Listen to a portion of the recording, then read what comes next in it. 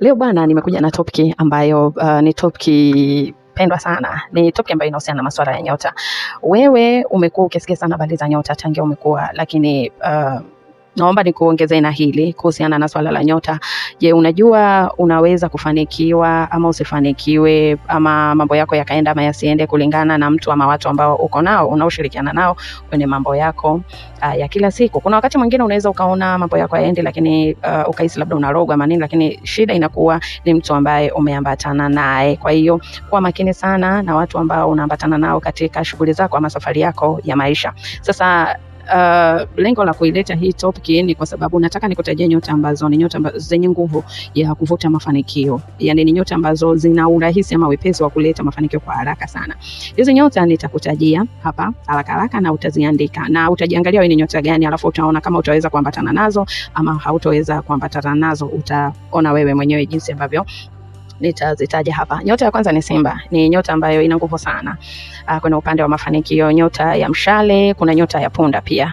Na nyota nyingine ni nyota ya Mbuzi, kuna nyota ya Ng'ombe, lakini pia kuna nyota ya Mashuke. Ni nyota ambazo zina nguvu kubwa sana ya kuvuta mafanikio. Sasa hizi nyota pia zina makundi. Nyota ya Simba, nyota ya Punda, nyota ya Mshale ziko katika kundi la moto, lakini nyota ya Ng'ombe, nyota ya Mbuzi na nyota ya Mashuke ziko katika kundi la udongo. Kwa hiyo kwa nyota ambazo sijazitaja hapa ni nyota ya Mapacha, ni nyota ya Mizani, lakini nyota ya Ndoo. Hizi nyota ziko katika kundi la upepo. Kwa hiyo angalia katika hizo nyota nilizozitaja zenye mafanikio, chagua wale wa kundi la moto. Utaangalia kuna upande wa kundi wa moto, wale ndio unaweza kuambatana nao sasa ili uweze kupata mafanikio. Lakini kuna upande wa nyota zingine ambazo sijataja, kuna Samaki, kuna Nge, kuna ni kundi la maji, na hawa utaambatana kwenye udongo. Kwa hiyo utakavyoambatana na wale wa udongo pia unaweza kupata mafanikio makubwa sana. Kwa hiyo nyota ambazo zinaweza kutawala sana mambo ya kidunia sana kuna upande wa mafanikio mali, ni hizo nyota ambazo nimezizungumzia hapa.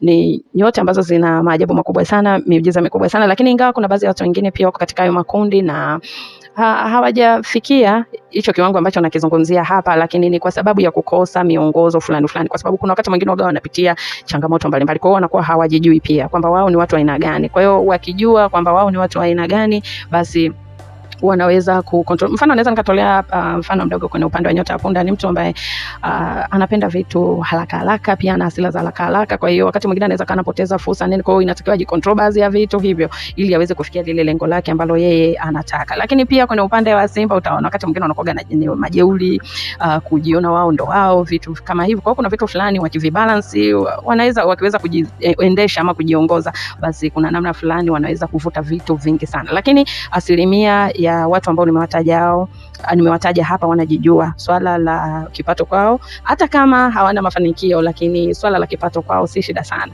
Kuna wakati fulani wanaona kabisa vitu vinakuja bila kutarajia. Lakini kwa hao wengine ambao nimewataja katika hayo makundi mengine, nao pia wanaweza kawa na mafanikio, lakini kuna namna fulani, kuna kama miunganiko fulani ama vitu fulani, kwa sababu kuna mambo mengi pia kwenye makuzi na nini. Kwa hiyo kuna vitu vingi pia huwa vinachangia, lakini jinsi nilivyozungumza ama jinsi ambavyo nimeongelea hili swala, ukikaa chini na kuanza kujitathmini, kujitafakari, kujitendea kazi kuhusiana na nyota yako, kuifuatilia nyota yako, basi kuna namna fulani utaona ni kitu gani namaanisha ama ni kitu gani ninakisema. Kwa wewe ambaye ni mgeni kabisa, hujui kabisa masuala ya nyota, basi utaangalia hapo kuna namba ya simu nimeiweka hapo chini. Unaweza kanitafuta WhatsApp, tukakaa chini, basi tukaelekezana kwa utulivu kabisa na wewe ukapata mwanga kuhusiana na swala la nyota. Kwa wale ambao wanaona pia ni mtihani sana, unaweza ukapitia madarasa mbalimbali. Kuna walimu mbalimbali ambao tayari wameshaka vipindi mbalimbali kuhusiana na masuala ya nyota. Kwa unaweza kuanza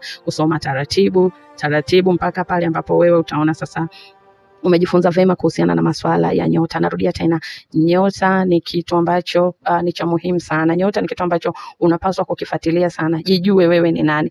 Kuna mtu hapa anafanya kazi ambazo si za nyota yake. Kuna vitu unafanya hapa viendane na nyota yako. Wakati mwingine unaweza kuona tafuta kurogwa, umerogwa, mambo yangu yaendi, kumbe unafanya vitu ambavyo viendane na nyota yako. Kwa leo mimi naisha hapa. Kama kuna kitu chochote ambacho unatamani kuongeza, basi unaweza kaniandikia hapo chini ya comment. Kama umeelewa, andika hapo chini ya comment nimeelewa sana, ama kuna kitu nimejifunza, andika hapo chini ya comment. Na pia unaweza kutuachia like, lakini unaweza kashare kwa watu wengine ambao unaona kabisa wanatamani kujifunza madarasa haya ambayo nimekuwa nikiweka naweka hapa kila siku. Kwa leo ninaishia hapa.